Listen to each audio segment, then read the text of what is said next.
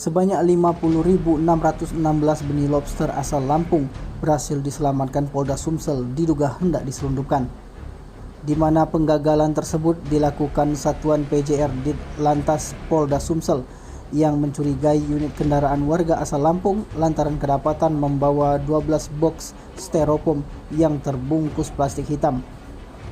Setelah ditemukan, benar saja ditemukan 43.956 benih lobster jenis pasir dan 6.660 benih lobster jenis mutiara.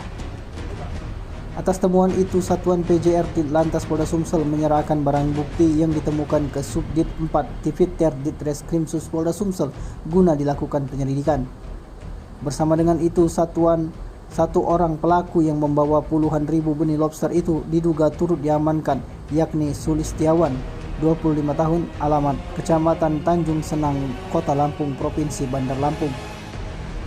Khawatir jika benih lobster tersebut mati, setelah didata oleh pihak penyidik, puluhan benih lobster itu kemudian diserahkan ke Subdit Propos Bid Propam Polda Sumsel untuk kembali dilepaskan ke laut lepas. Tim Liputan Sumsel TV melaporkan.